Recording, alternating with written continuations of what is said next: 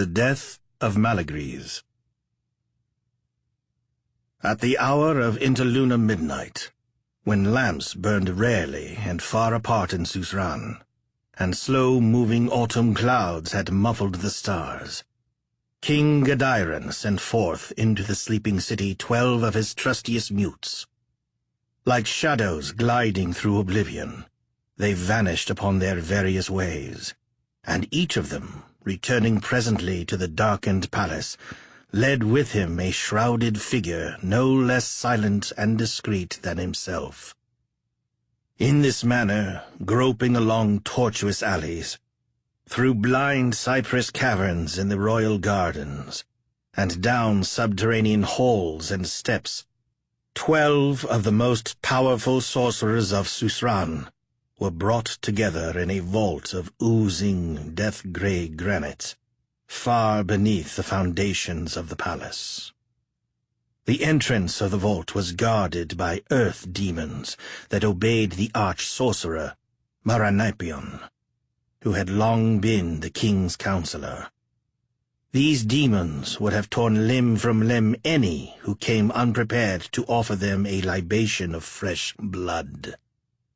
The vault was lit dubiously by a single lamp, hollowed from a monstrous garnet, and fed with viper's oil. Here, Gadiron, crownless, and wearing sackcloth dyed in sober purple, awaited the wizards on a seat of limestone wrought in the form of a sarcophagus. Malygris stood at his right hand, immobile, and swathed to the mouth in the garments of the tomb. Before him was a tripod of orichalcum, rearing shoulder-high, and on the tripod, in a silver socket, there reposed the enormous blue eye of a slain cyclops, wherein the archimage was said to behold weird visions. On this eye, gleaming balefully under the garnet lamp, the gaze of Malygris was fixed with death-like rigidity. From these circumstances, the 12 sorcerers knew that the king had convened them only because of a matter supremely grave and secret. The hour and fashion of their summoning, the place of meeting, the terrible elemental guards, the mufti worn by Gadiron, all were proof of a need for preternatural stealth and privity. For a while, there was silence in the vault, and the 12, bowing deferentially, waited the will of Gadiron. Then, in a voice that was little more than a harsh whisper, the king spoke. "What know ye of Malygris?" Hearing that awful name, the sorcerers paled and trembled visibly. But one by one, as if speaking by rote, several of the foremost made answer to Gadiron's question. "Malygris dwells in his black tower above Suzerain," said the first. "The night of his power is still heavy upon Poseidonis, and we others, moving in that night, are as shadows of a withered moon. He is overlord of all kings and sorcerers, yea, even the trirings that fare to Tartessos, and the far-flown eagles of the sea pass not beyond the black falling of his shadow. The demons of the 5 elements are his familiars," said the second. "The gross eyes of common men have beheld them often, flying like birds about his tower, or crawling lizard-wise on the walls and pavements." "Malygris sits in his high hall," avowed the third. "Unto him tribute is borne at the full moon from all the cities of Poseidonis. He takes a tithe of the lading of every galley. He claims a share of the silver and incense, of the gold and ivory sacred to the temples. His wealth is beyond the opulence of the sunken kings of Atlantis, even those kings who were thy forefathers, O Gedairon." "Malygris is old as the moon," mumbled a fourth. "He will live forever, armed against death with the dark magic of the moon. Death has become a slave in his citadel, toiling among other slaves and striking only at the foes of Malygris." "Much of this was true formerly," quoth the king, with a sinister hissing of his breath. "But now a certain doubt has arisen, for it may be that Malygris is dead." A communicated shiver seemed to run about the assembly. "Nay," said the sorcerer, who had affirmed the immortality of Malygris. "For how can this thing have come to pass? The doors of his tower stood open today at sunset, and the priests of the ocean god, bearing a gift of pearls and purple dyes, went in before Malygris, and found him sitting in his tall chair of the ivory of mastodons.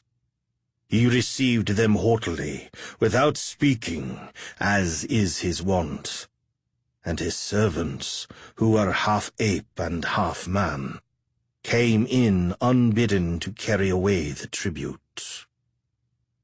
"This very night," said another, "I saw the steadfast lamps of the Sable Tower, burning above the city like the eyes of Taran, god of evil. The familiars have departed not from the tower as such beings depart at the dying of a wizard. For in that case, men would have heard their howling and lamentation in the dark." "Aye," declared Gedairon. "Men have been befooled ere this, and Malygris was ever the master of eluding shows, of feints and beguilements. But there is one among us who discerns the truth. Marinapion, through the eye of the Cyclops, has looked on remote things and hidden places. Even now he peers upon his ancient enemy, Malygris." Marinapion, shuddering a little beneath his shroud-like garments, seemed to return from his clairvoyant absorption. He raised from the tripod his eyes of luminous amber, whose pupils were black and impenetrable as jet. "I have seen Malygris," he said, turning to the conclave. "Many times I have watched him thus, thinking to learn some secret of his close-hidden magic. I have spied upon him at noon, at evenfall, and through the drear, lampless vigils of midnight. And I have beheld him in the ashen dawn and the dawn of quickening fire. But always he sits in the great ivory chair, in the high hall of his tower, frowning as if with meditation, and his hands clutch always the basilisk-carven arms of the chair, and his eyes turn evermore, unshutting, unblinking, toward the orient window and the heavens beyond, where only high-risen stars and clouds go by. Thus have I beheld him, for the space of a whole year and a month, and each day I have seen his monsters bring before him vessels filled with rare meat and drink, and later they have taken away the vessels untouched, and never have I discerned the least movement of his lips, nor any turning or tremor of his body. For these reasons, I deem that Malygris is dead, but by virtue of his supremacy in evil and in art magical, he sits defying the worm, still undecayed and incorrupt, and his monsters and his familiars attend him still, deceived by the lying appearance of life and his power. though now an empty fraud, is still dark and awful upon Poseidones. Again, following the slow, measured words of Maranapian, there was silence in the vault. A dark, furtive triumph smoldered in the face of Gedairon, on whom the yoke of Malygris had lain heavily, irking his pride. Among the 12 sorcerers, there was none who wished well to Malygris, nor any who did not fear him, and they received the annunciation of his demise with dreadful, half-incredulous joy. Some there were who doubted, holding that Maranapian was mistaken, and in the faces of all, as in somber mirrors, their awe of the master was still reflected.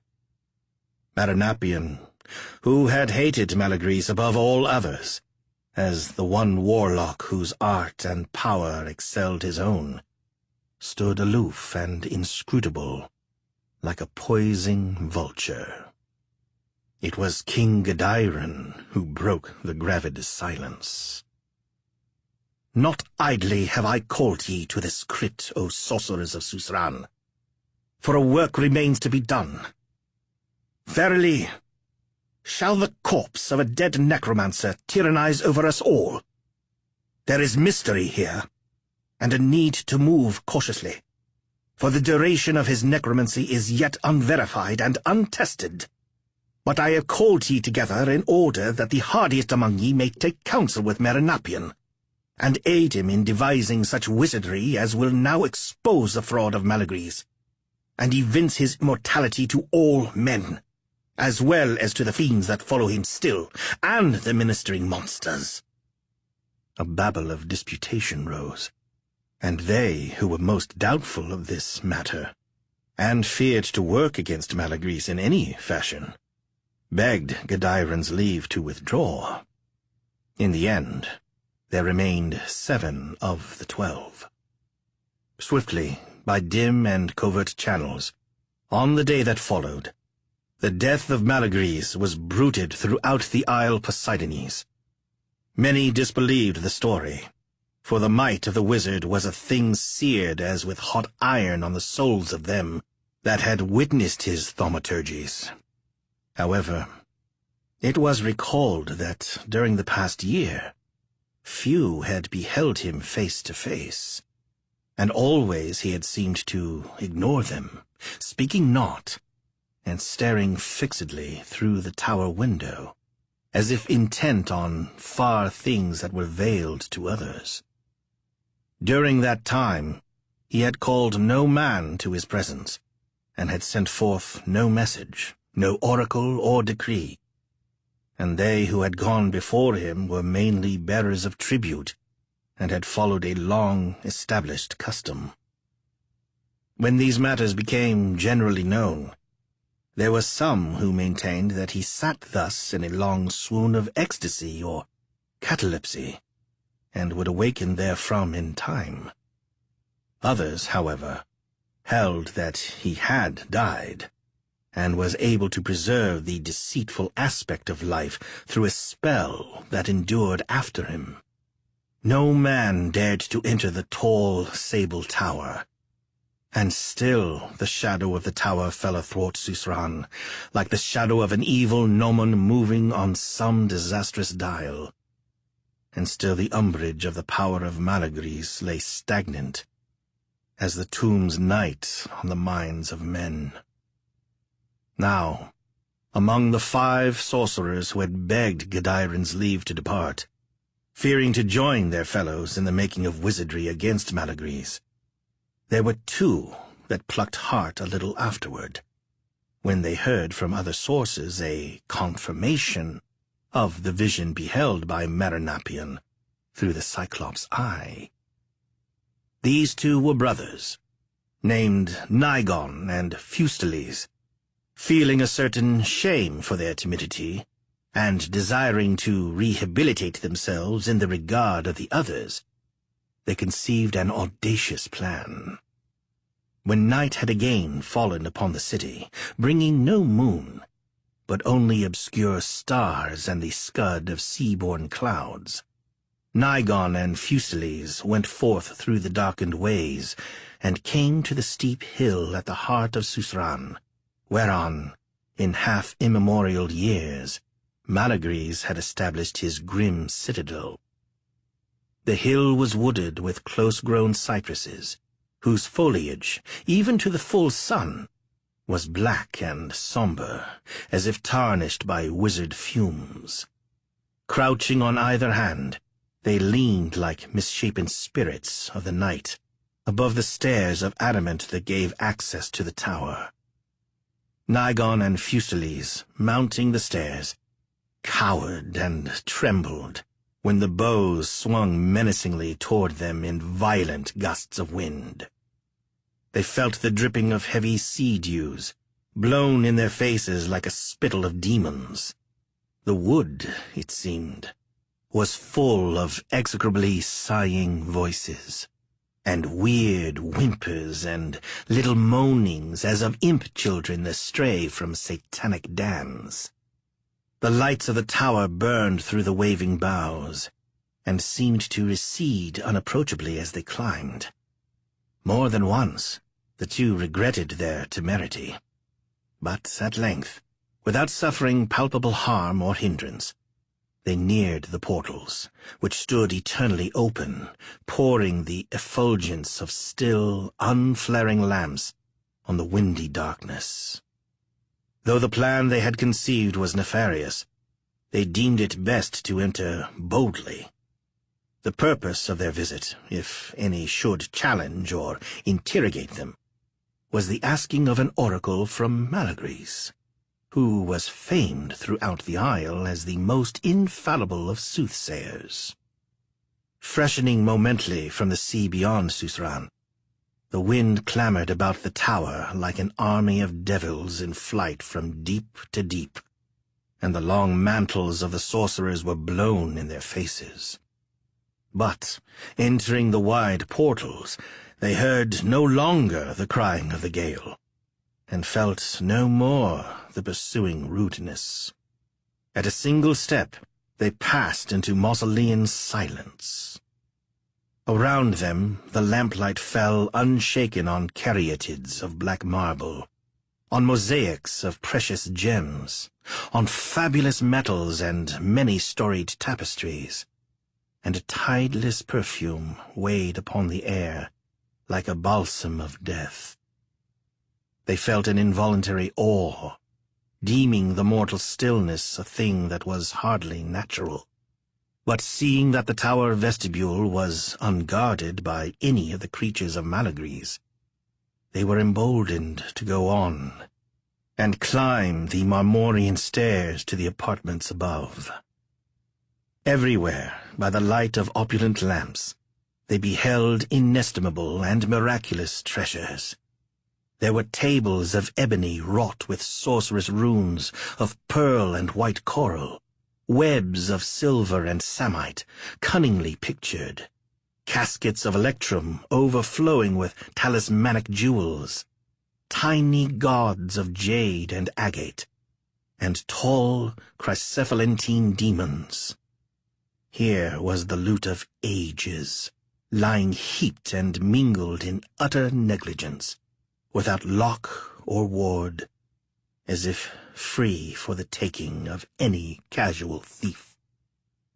Eyeing the riches about them with covetous wonder, the two sorcerers mounted slowly from room to room, unchallenged and unmolested, and came ultimately to that upper hall in which Malygris was wont to receive his visitors. Here, as elsewhere, the portals stood open before them, and lamps burned as if in a trance of light.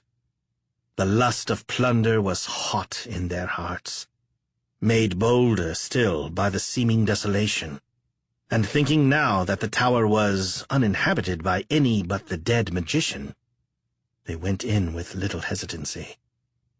Like the rooms below, the chamber was full of precious artifacts, and iron-bound volumes and brazen books of occult, tremendous necromancy, together with golden and earthen censers, and vials of unshatterable crystal, were strewn in weird confusion about the mosaic floor.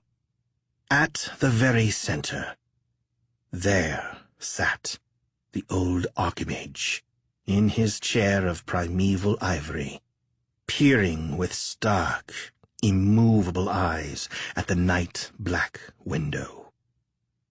Nigon and Fuselies felt their awe return upon them, remembering too clearly now the thrice baleful mastery that this man had wielded, and the demon lore he had known, and the spells he had wrought, that were irrefragable by other wizards. The specters of these things rose up before them as if by a final necromancy. With down-dropped eyes and humble mien, they went forward, bowing reverentially. Then, speaking aloud, in accordance with their predetermined plan, Fuselies requested an oracle of their fortunes from Malygris. There was no answer, and lifting their eyes, the brothers were greatly reassured by the aspect of the seated ancient. Death alone could have set the grayish pallor on the brow, could have locked the lips in a rigor as of fast-frozen clay. The eyes were like cavern-shadowed ice, holding no other light than a vague reflection of the lamps. Under the beard that was half silver, half sable, the cheeks had already fallen in as with beginning decay, showing the harsh outlines of the skull. The gray and hideously shrunken hands, whereon the eyes of enchanted beryls and rubies burned, were clenched inflexibly on the chair arms, which had the form of arching basilisks. "Verily," murmured Nigon, "there is naught here to frighten or dismay us.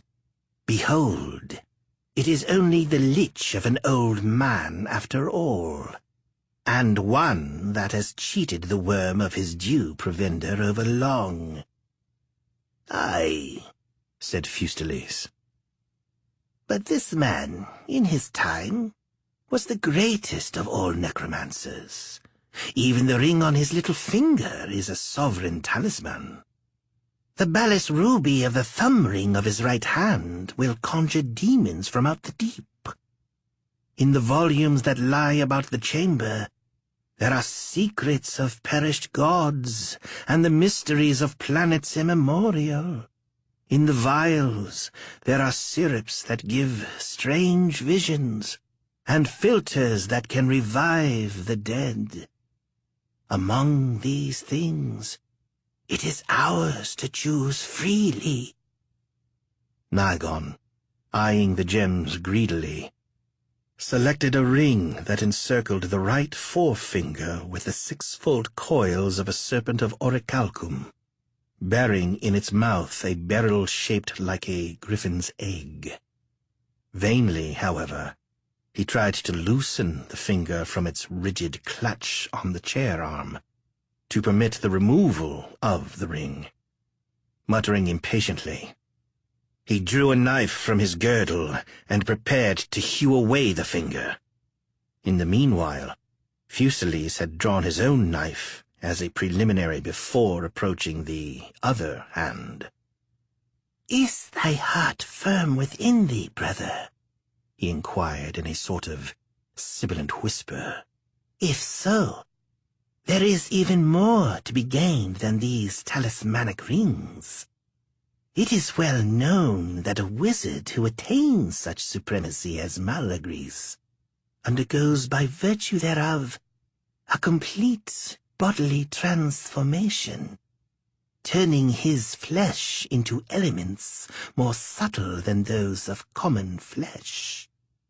And whoso eats of his flesh, even so much as a tiny morsel, will share thereafter in the powers owned by the wizard." Nigon nodded as he bent above the chosen finger. "This, too, was in my thoughts," he answered.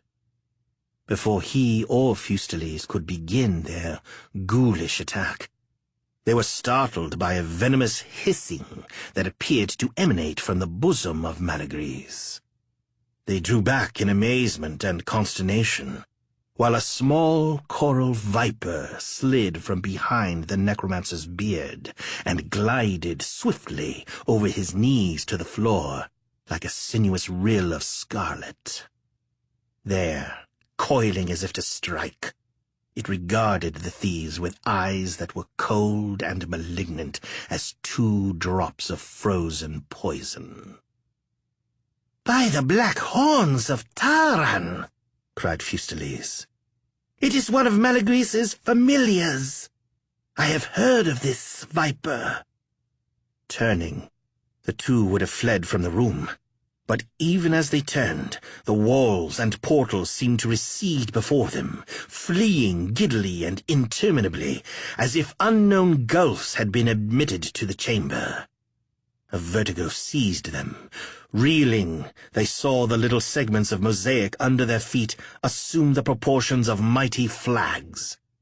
Around them the strewn books and censers and vials loomed enormous, rearing above their heads and barring their way as they ran. Nigon, looking over his shoulder, saw that the viper had turned to a vast python, whose crimson coils were undulating swiftly along the floor. In a colossal chair, beneath lamps that were large as suns, there sat the colossal form of the dead Archimage, in whose presence Nigon and Fuselies were no more than pygmies.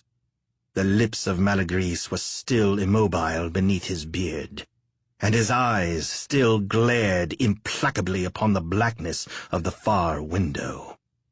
But at that instant, a voice filled the awful spaces of the room, reverberating like thunder in the heavens, hollow and tremendous. "Fools! Ye have dared to ask me for an oracle, and the oracle is death!"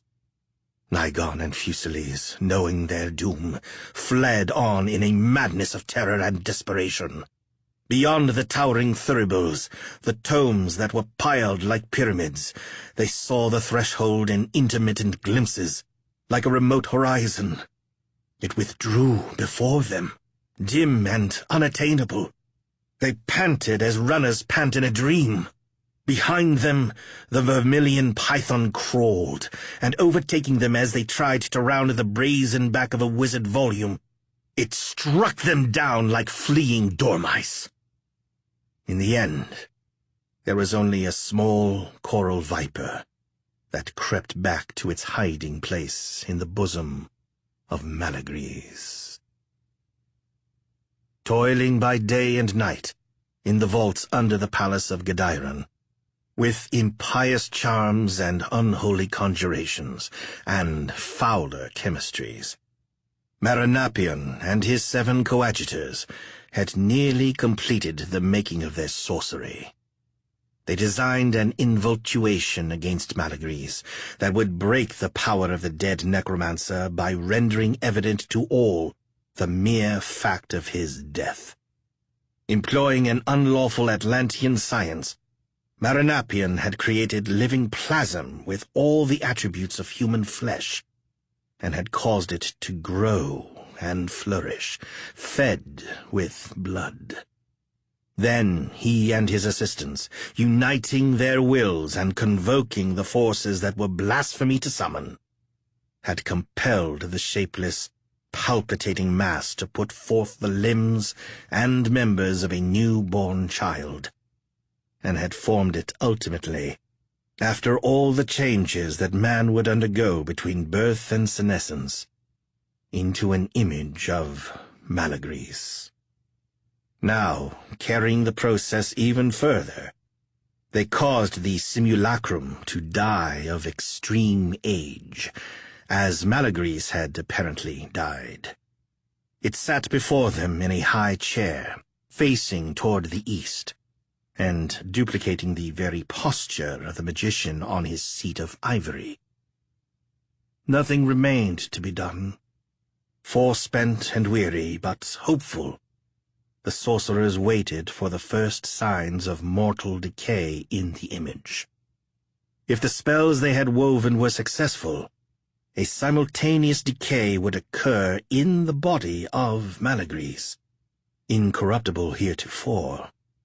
Inch by inch, member by member, he would rot in the adamantine tower. His familiars would desert him, no longer deceived, and all who came to the tower would know his mortality. And the tyranny of Malygris would lift from Suzerain, and his necromancy be null and void as a broken pentacle in sea-girt Poseidonis. For the first time since the beginning of their invultuation, the 8 magicians were free to intermit their vigilance without peril of invalidating the charm. They slept soundly, feeling that their repose was well earned. On the morrow they returned, accompanied by King Godiron, to the vault in which they had left the plasmic image. Opening the sealed door, they were met by a charnel odor, and were gratified to perceive in the figure the unmistakable signs of decomposition. A little later, by consulting the Cyclops' eye, Marinapion verified the paralleling of these marks in the features of Malygris.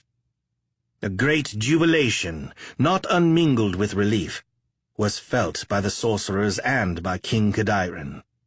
Heretofore, not knowing the extent and duration of the powers wielded by the dead master, they had been doubtful of the efficacy of their own magic. But now, it seemed, there was no longer any reason for doubt. On that very day it happened that certain seafaring merchants went before Malygris to pay him, according to custom, a share of the profits of their latest voyage. Even as they bowed in the presence of the master, they became aware, by sundry disagreeable tokens, that they had borne tribute to a corpse. Not daring even then to refuse the long-exacted toll, they flung it down and fled from the place in terror. Soon, in all Suzerain, there was none who doubted any longer the death of Malygris. And yet, such was the awe he had wrought through many lustrums, that few were venturous enough to invade the tower, and thieves were wary, and would not try to despoil its fabled treasures. Day by day, in the blue, monstrous eye of the Cyclops, Marinapion saw the rotting of his dreaded rival, and upon him presently there came a strong desire to visit the tower, and behold, face to face, that which he had witnessed only in vision. Thus alone would his triumph be complete.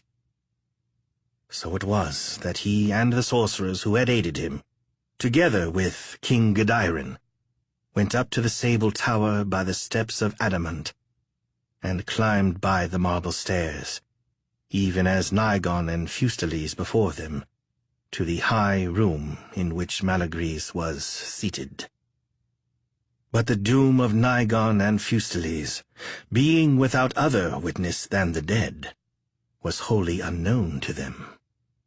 Boldly, and with no hesitation, they entered the chamber. Slanting through the western window, the sun of late afternoon fell goldenly on the dust that had gathered everywhere.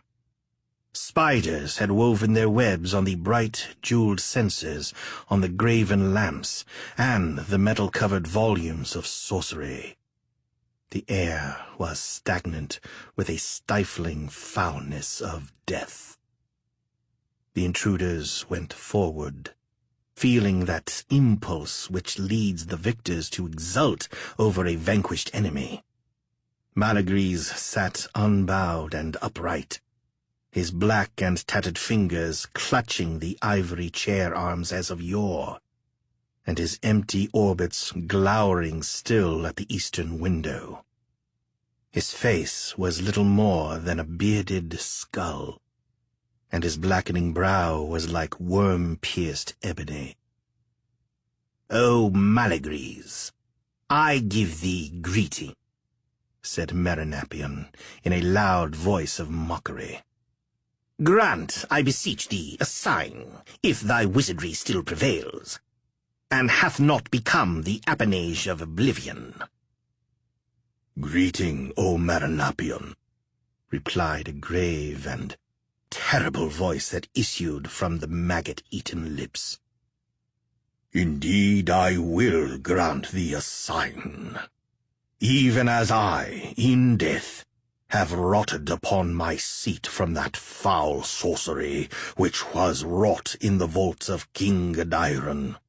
So thou and thy fellows and Gadairon, living, shall decay and putrefy wholly in an hour, by virtue of the curse that I put upon ye now."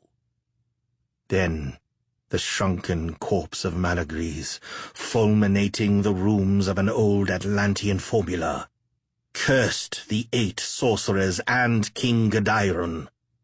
The formula, at frequent intervals, was cadenced with fatal names of lethal gods, and in it were told the secret appellations of the black god of time, and the nothingness that abides beyond time. And use was made of the titles of many tomb-layering demons. Heavy and hollow-sounding were the runes, and in them one seemed to hear a noise of great blows on sepulchral doors, and a clangor of down-fallen slabs. The air darkened, as if with the hovering of seasonless night, and thereupon, like a breathing of the night, a chillness entered the chamber. And it seemed that the black wings of ages passed over the tower, beating prodigiously from void to void, ere the curse was done. Hearing that Maranatha, the sorcerers were dumb with the extremity of their dread, and even Marinapion could recall no counterspell effectual in any degree against it. All would have fled from the room ere the curse ended, but a mortal weakness was upon them, and they felt a sickness as of quick-coming death. Shadows were woven athwart their eyes, but through the shadows each beheld dimly the instant blackening of the faces of his fellows, and saw the cheeks fall ruinously, and the lips curl back on the teeth like those of long-dead cadavers. Trying to run, each was aware of his own limbs that rotted beneath him, pace by pace, and felt the quick sloughing of his flesh in corruption from the bone. Crying out with black tongues that shriveled ere the cry was done, they fell down on the floor of the chamber. Life lingered in them, together with a dire knowledge of their doom, and they preserved something of hearing and sight. In the dark agony of their live corruption, they tossed feebly to and fro, and crawled inchmeal on the chill mosaic. And they still moved in this fashion, slowly and more imperceptibly, till their brains were turned to grey mould, and the sinews were parted from their bones, and the marrow was dried up. Thus, in an hour, the curse was accomplished. The enemies of the necromancer lay before him, supine and shrunken, in the tomb's final posture, as if doing obeisance to a seated death. Except for the garments, none could have told King Gadairon from Marinapion, nor Marinapion from the lesser wizards. The day went by, declining seaward, and, burning like a royal pyre beyond Suthran, the sunset flung an aureate glare through the window, and then dropped away in red brands and funereal ashes. And in the twilight, a coral viper glided from the bosom of Malygris, and weaving among the remnants of them that lay on the floor, and slipping silently down the stairs of marble, it passed forever from the tower.